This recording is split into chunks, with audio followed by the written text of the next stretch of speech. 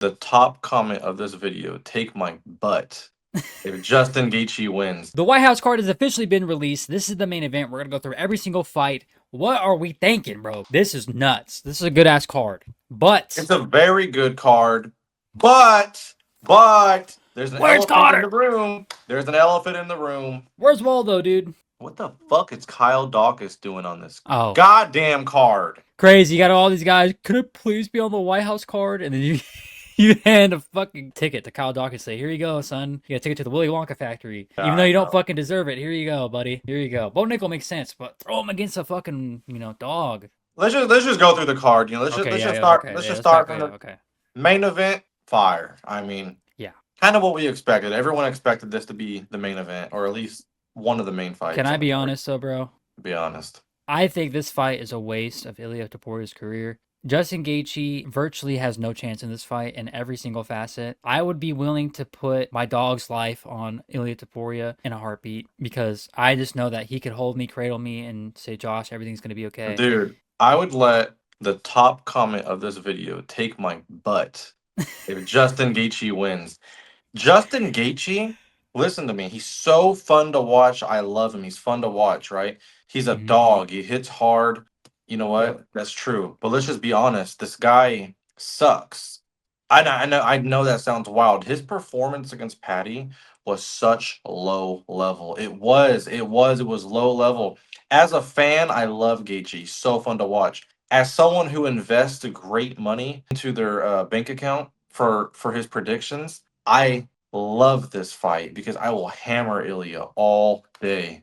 Ilya knockout because Justin Gaethje has zero chance to survive this fight. Zero. The only way he wins is by Ilya slipping on a banana peel and breaking his legs. Just to be Justin quite Gaethje honest, by falling piano. That's what you're saying. he's got to get lucky.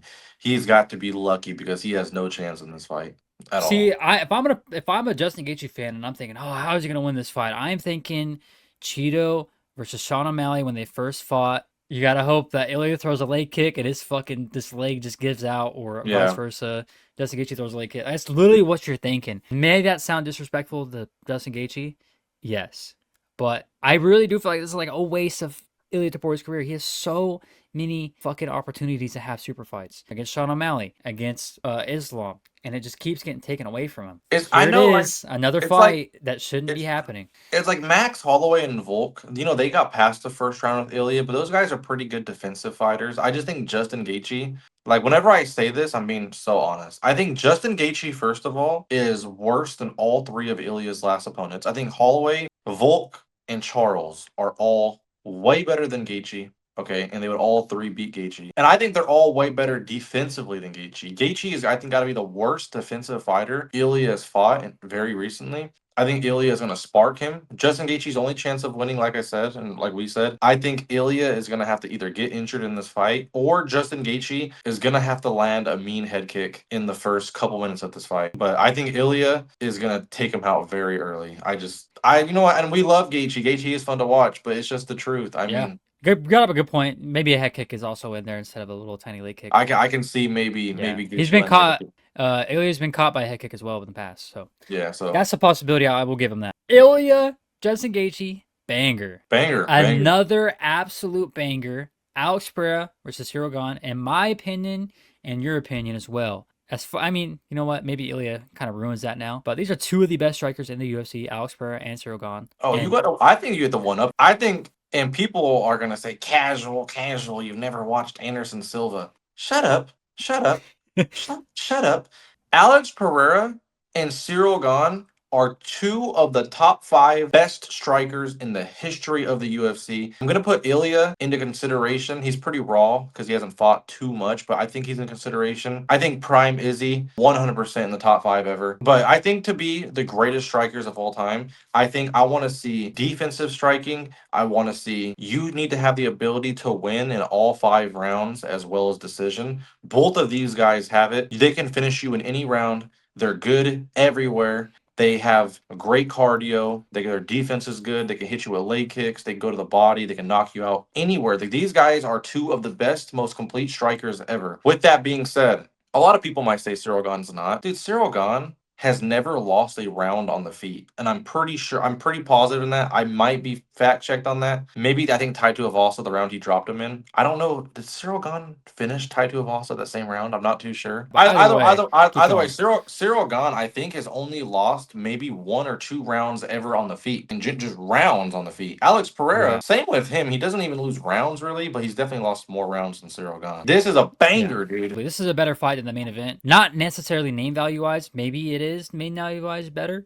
But to believe that this is a co-main, been this privileged, even though the White House card is not living up to the expectations of John Jones versus this guy or Conor versus this guy. As a casual fan, people will love that. But having this be co-main and main is nuts. Like this is good. Nut. This is the best. Yeah. If you go through the last 10 years, the best main slash co-main combo we've ever gotten, I personally believe it was Ilya and Max Holloway, with the co-main being Hamzat and Whitaker. I Yeah. think that was the best combination ever.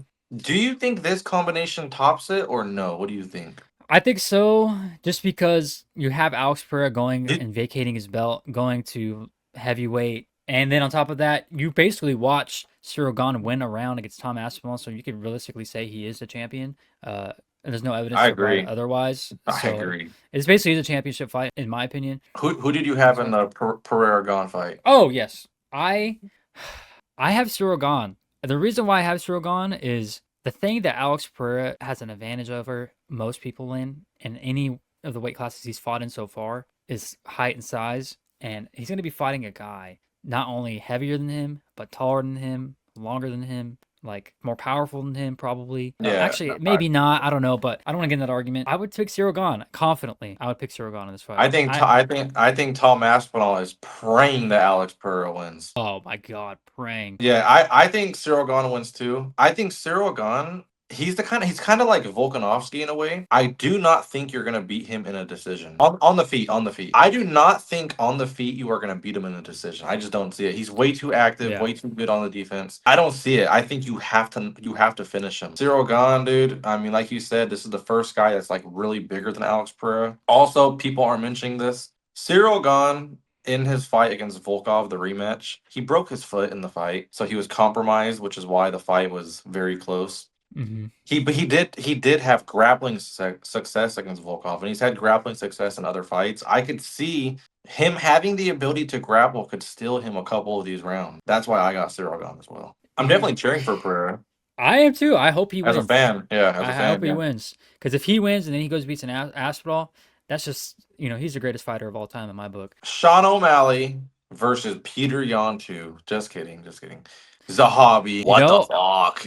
I think Dana had said before the fight someone pulled out. This could be a potential one of them. I think someone pulled out against Sean O'Malley and Zahabi took the call. Dude. Because there's no fucking way. They're like, oh my God, guys. The co-main, Sean O'Malley versus Zahabi, guys. Listen. Like, no, there's no fucking chance. There's no way Zahabi was like the number one call. Dude, they should have called Sean O'Malley versus Corey Sandhagen, Sean O'Malley versus Mario Bautista, like Sean O'Malley versus like Peter Yan 2. Yeah. There were matchups to make, dude. This Zahabi, I get it. I get it. He's on a win streak. Dude, It's the White House card, though, man. This isn't a fucking international fight week. This is the White House card. You it's the White have House to card. make a banger, and what you didn't do is make a banger. Like, But I'm more excited about Marcio Rufi versus Michael Chandler than I'm Sean not O'Malley. too mad about this. They're giving O'Malley a striker, a guy he's definitely should be able to school on. I think the goal is either this is the fight that fell out and it's the replacement, or if it's the fight that was never fell out, they want Sean O'Malley to put on a statement victory with a highlight on the White House. So I can kind of get that. I guess so. And I'm pretty sure we're both taking O'Malley, probably for sure. Yeah. I think O'Malley wanted this fight before the White House card, before his last fight. I'm pretty sure. If I'm not mistaken, he wanted Zahabi. Yeah. This next fight, it is a banger. Banger, though. It really I love it. is. I'm more excited about this fight than fucking the one before, dude. I really am. Yeah. Rufi versus Chandler, dude. This is pretty much, if you think about it, Michael Chandler versus Conor McGregor from Wish.com. It really is like, yeah, counter striker going against Michael Chandler, basically. Just a beast. Man, Chandler, dude. I love Chandler. Probably top 5 favorite fighter ever for me. He's so fun to watch. Oh my God. His mic skills are awesome. You know, if he wins, he's calling out Connor again. Rufy is such a beast. Yep. I always want to go for Chandler to win every fight, but dude, he's he's just breaks my heart. He's just not the same. He's not the same. He never had IQ. His It, last two fights, man, his fight against Charles and his fight against Patty, just I feel bad that they're doing this because I know it's gonna happen. This happens every time. You fight Michael Chandler, you fight for the belt, and that's probably what's gonna happen for Rufy somehow. I don't think it's that big of a crazy thing to say. I mean, Rufy's probably gonna smoke him. I think he's probably gonna knock him out, like Justin Gaethje couldn't do. yeah. I got Rufy first round KO, but Yeah, if the odds come out and Chandler is like a plus 300 or plus 400, I'm taking. I it don't from like him. that dude. I'm not taking shit from Michael Chandler. If he's that big of an underdog, I'm putting something on him. But I can't, dude. He's like 38 now, going against a guy yeah, in his prime. I can't fucking do it. Bo Nickel, Kyle Dawkins makes me sick to my stomach. Makes About me to be want like to Cody throw. Garbrandt throwing I up in want a to be like, fucking bucket. exactly, kick me in my balls. I'm okay with Bo Nickel on the White House card, you know, America's little golden boy. Yeah, But my goodness, Kyle Dawkins. I actually think Kyle Dawkins is a decent fighter, but holy shit. There are so many guys you can give Bo Nickel, and you give him Kyle Dawkins, not even a ranked fighter. I think Kyle Dawkins is the only fighter on this card that isn't even close to the rankings. Kyle Dawkins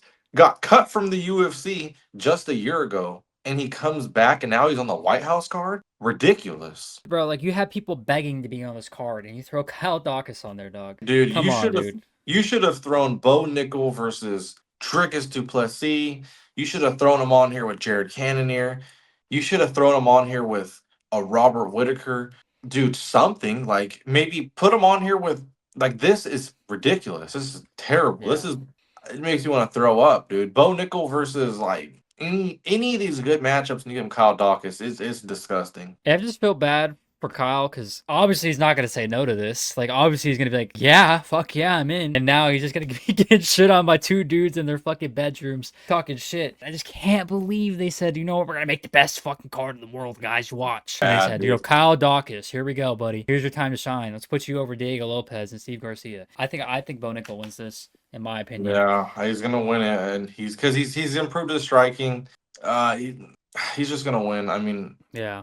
he's gonna win. It's probably I'm so disappointed in that. That's to me the only matchup that makes no sense. Really. I mean, this next one Yeah. doesn't make sense either. Diego Lopez, Steve Garcia. I think it'll be this, entertaining. dude. You put this on a main event of a fight night. You don't. Yeah, but it is opening up the card, I guess. I mean, Diego Lopez opening up a card, you can't really complain. What we're really complaining about is Bo Nickel, Kyle Dawkins, even a little bit of Sean O'Malley Zahabi, but it's going to be a banger probably. Diego Lopez is never not entertaining. So Yeah, I think it's a fun fight at the very least. I got honestly. Don't say it. I got Diego Lopez. Oh, I okay. can't take Steven. I can't take. I don't even think this is a good fight. I think there's better matchups to make at featherweight. Yeah, there dude. is. Especially name value wise. They could have did Diego Lopez versus Aljamain Sterling. I was literally going to say that. Oh, Even wait, though wait, that wait, wait. stylistically. Yeah. That's what I'm saying. Yeah, he's featherweight. Yeah. They Yeah. could have did Diego Lopez, Aljamain Sterling, Diego Mhm. Lopez, Yair Rodriguez. They literally have beef. They were on the press conference having beef, talking shit to each other. You know why they put Steve Garcia? Why? Because he's an American. I know. It's just like. You know, I would have loved to seen Conor McGregor fight wherever they would have matched him against Nate Diaz, Masvidal, or even someone. We know why Connor's decent, not on. but I Connor know. wasn't. There has to be a gate. There has to be tickets to go at an arena. I don't want to believe it, but that's facts. Yeah. He's the cash cow. You got to make money off of him.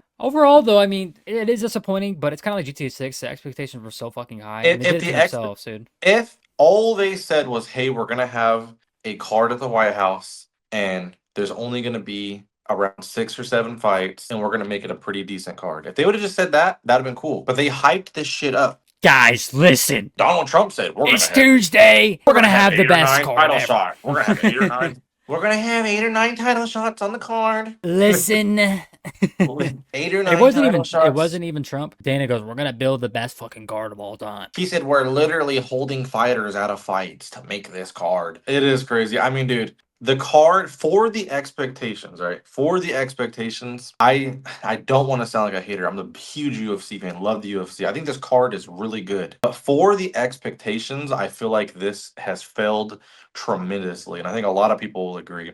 Yeah. I think Mauricio Rufy and Chandler is in any normal pay-per-view is going to be in the same spot as this one. The only thing they really excelled in is putting Pereira and Cyril Gane as the co-main. That is what's fire. You have Alex Pereira and Ilya Taporia on the same card. That's a banger, and I'll give him that. Yeah. But All right. Well, we went through the entire card. If you have not seen any of our videos before, hit the sub button. See you later. adios.